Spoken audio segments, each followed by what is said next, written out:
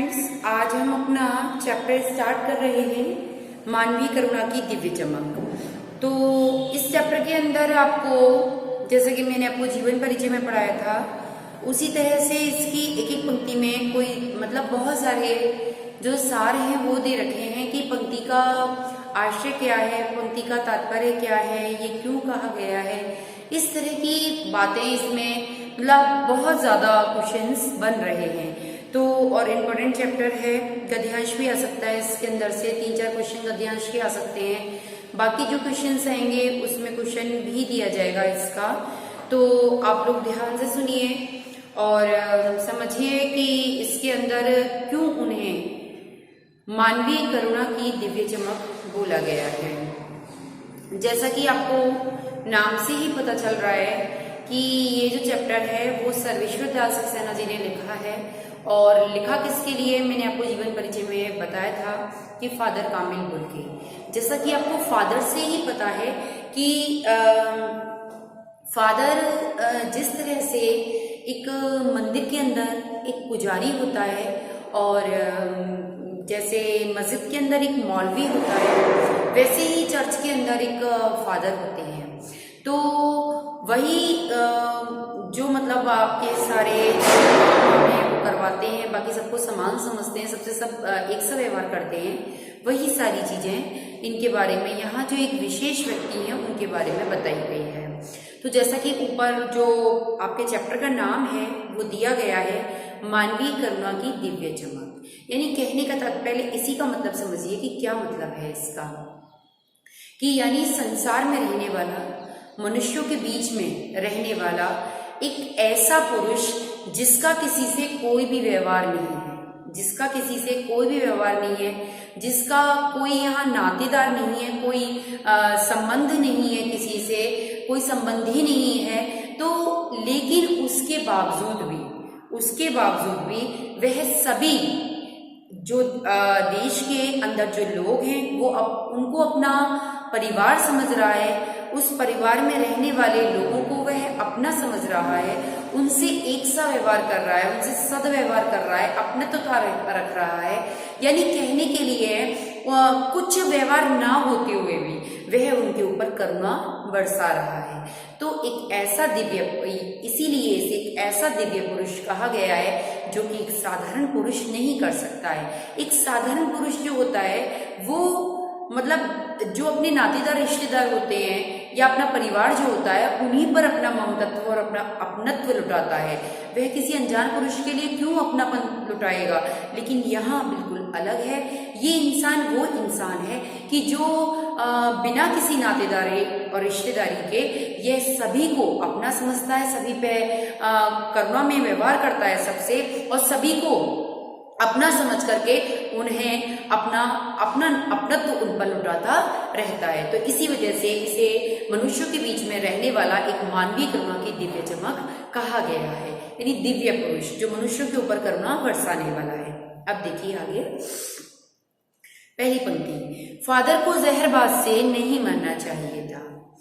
अब अंडरलाइन कर लीजिएगा, रेखांकित कर लीजिएगा और समझिए ऐसा क्यों कहा है लेखक ने।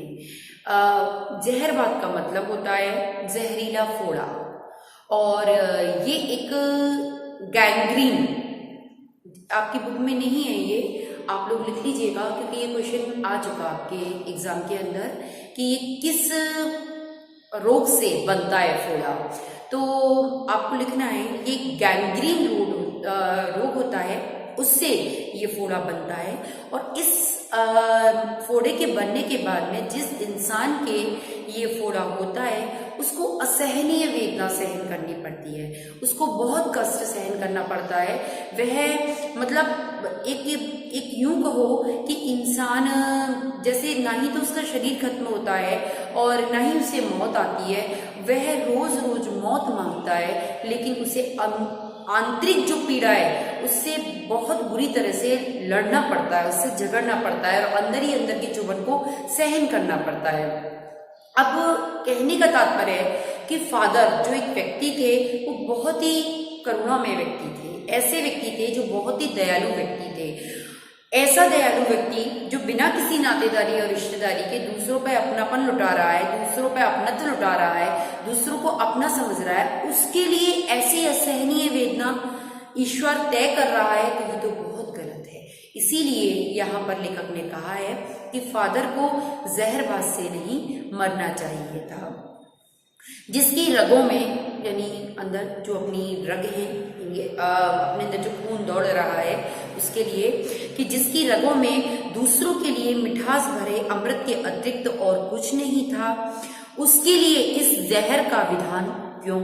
ये जहरीला फोड़ा होता है, जैसा मैंने आपको बताया था कि जिसकी रग रग में, जिसकी नस नस में, जिसके लहू के कतरे कतरे में दूसरों के लिए प्रेम भरा है, दूसरों के लिए करुणा भरी है, दूसरों के लिए अपनत्वता भरी हुई है, दूसरों के लिए स्नेह भरा हुआ है, उस व्यक्ति, उस ऐसे दिव्य पुरुष के लिए, ऐसे महापुरुष के लिए, हे ईश्वर तूने ऐसा जहर का विधान क्यों लिखा? अर्थात तूने ऐसी मतलब दर्द में मौत क्यों लिखी? जिस मौत के पास तक जाने में, जिस मौत के दिन के नजदीक तक जाने में उस व्यक्ति को असहनीय पीड़ा का शिकार होना पड़ा और असहनीय वेदना सहनी पड़ी।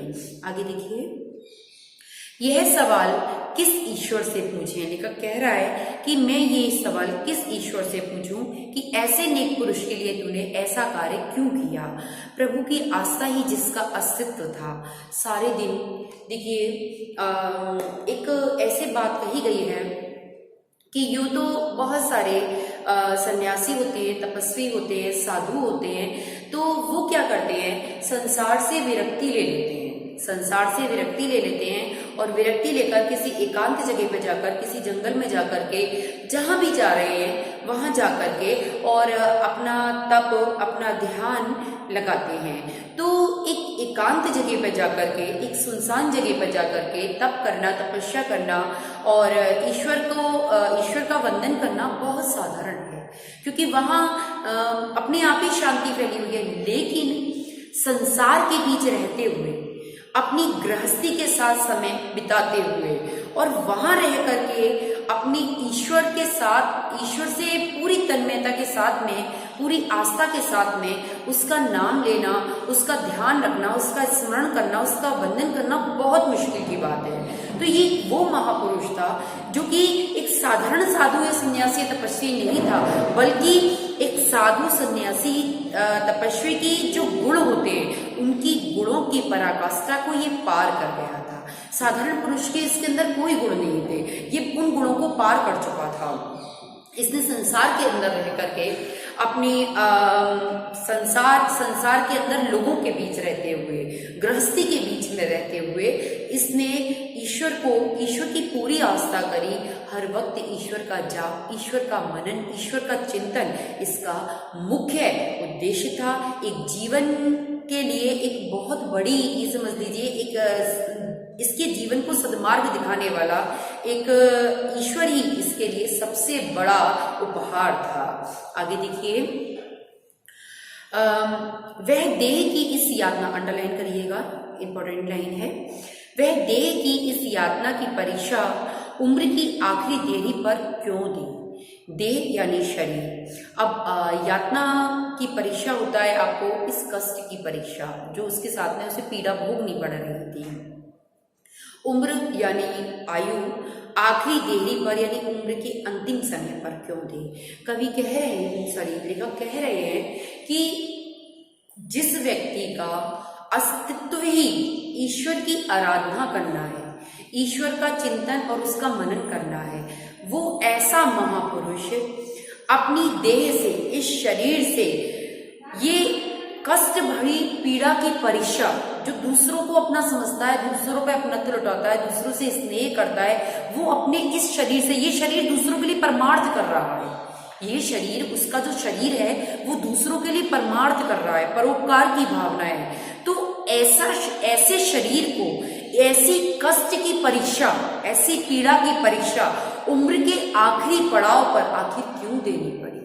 ये किससे पूछा जाए ये सवाल? उस लेखक के मन में बहुत वेदना है, बहुत कष्ट है कि जब संसार के अंदर ऐसे सदपुरुष की, ऐसे महापुरुष की ऐसी गति हो रही है, तो हम और तुम की तो क्या मतलब किस तरह की मतलब कद्र होगी। हम और तुम किसी मतलब अपन कहते हैं ना किसी खेत की मूली नहीं है, क्योंकि हम तो जाने क्या क्या कर रहे हैं। तो वही चीज कही है कि यहाँ पर वो महापुरुष जो है वो इस तरह से उसको उम्र के आखिरी पड़ाव पर, उम्र की आखिरी देहरी पर यातना की परीक्षा, इस कष्ट की परीक्षा, अनेकों वेदना सहनी पड़ी। आगे देखिए, अब फादर जो थे, फादर का जो रूपरेखा कैसी थी, उनका व्यक्तित्व कैसा था, ये इन शब्दों के जरिए जो मैं आगे पढ़ रही हूँ वो बताया गया। यानी हर पंक्ति के अंदर जो मैं रेखांकित करवा रही हूँ वहां किसी ना किसी प्रकार के आपके क्वेश्चन बन रहे हैं।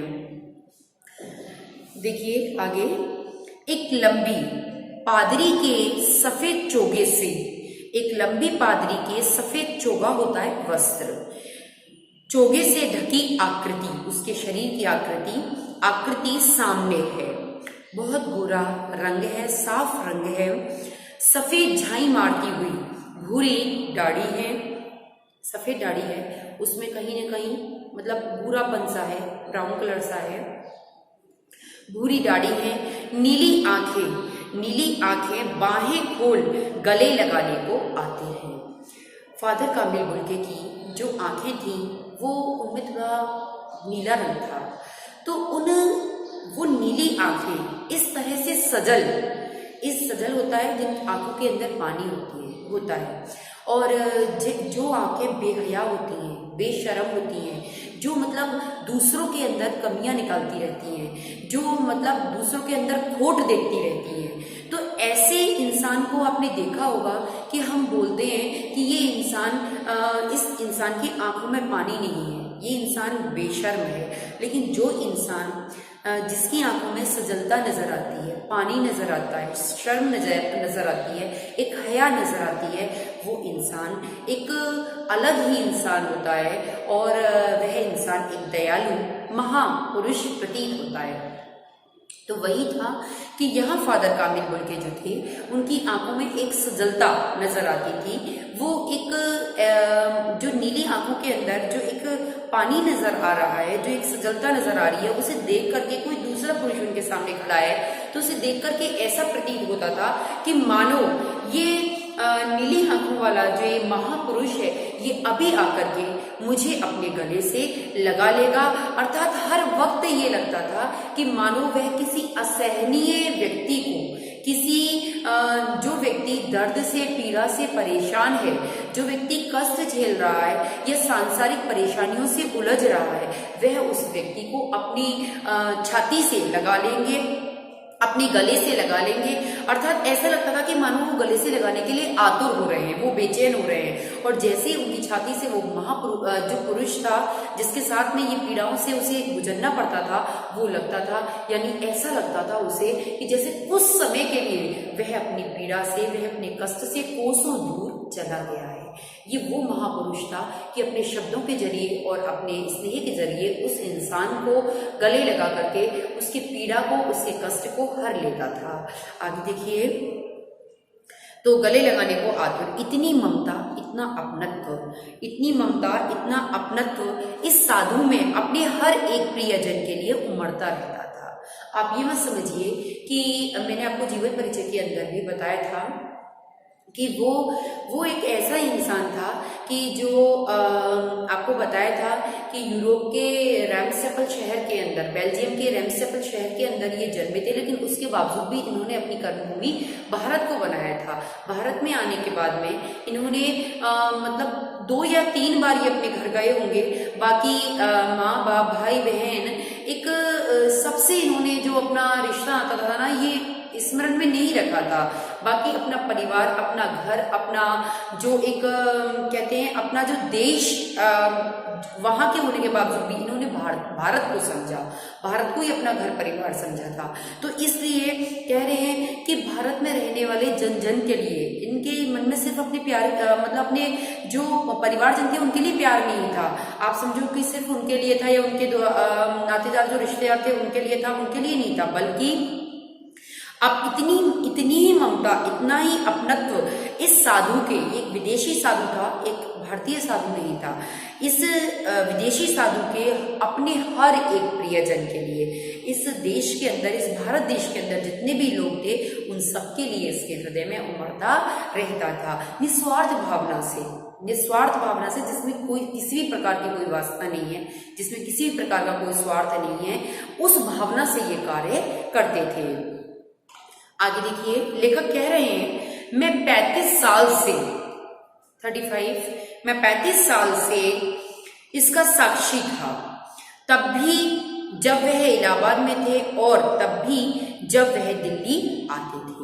यानी कहने का मतलब है, लेखक कह रहे हैं कि मैं कोई एक या दो नहीं, पूरे 35 साल से इस चीज का साक्षी था कि जब वे इलाहाबाद में रहते थे तब भी मैंने उनकी इस दिनचर्या को देखा था, और जब वह कहा कि जब वह दिल्ली थे तब भी मैंने उनके इसी अपनत्वता को, इसी स्नेह को देखा था कि किस तरह से वह हर जगह पर जाकर के लोगों को अपना बना लेते हैं और लोगों के लिए कार्य करने लग जाते हैं। अपने स्वास्थ्य के बारे में, अपने तन के बारे में, अपने खाने के बारे में, पीने के बारे में, अपनी दिनचर्या के बारे में उन्हें किसी भी प्रकार का कोई ध्यान नहीं रहता है। आगे देखिए, आज उन बाहों का दबाव मैं अपनी छाती पर महसूस करता हूँ। यहाँ लेखक कह रहे हैं कि अंडरलाइन कर लीजिएगा, रेखांकित कर लीजिएगा कि आज उन बाहों का दबाव मैं अपनी छाती पर महसूस करता हूँ। यानी कहने का मतलब है कि आज फादर कामिल बुल्के नहीं है, ना होने के बावजूद भी कहने का तात्पर्य है कि वो इस संसार में ना होने के बाद में उनकी जैसे ही याद आती है मेरी स्मृति पर कि वो ऐसे महापुरुष थे, तो मुझे ऐसा प्रतीत होता है कि मानो आज भी मैं मेरी छाती पर उन बाहों का दबाव, यानी जब भी मैं किसी परेशानी में, कष्ट में, किसी उलझन में होता था तो वो इस तरह से मुझे गले लगाते थे कि आज भी वही मैं उनकी बाहों का दबाव अपनी छाती पर महसूस करता हूँ कि मानो वो मुझे अपने गले से लगा करके मेरी परेशानी को, मेरे कष्ट को दूर कर देंगे और मुझे धैर्य प्रदान कर देंगे। इस तरह से आपका जो ये पैराग्राफ है वो कंप्लीट हो गया है। ज़्यादा लंबा वीडियो होगा तो फिर आपको सुनने में भी प्रॉब्लम आएगी।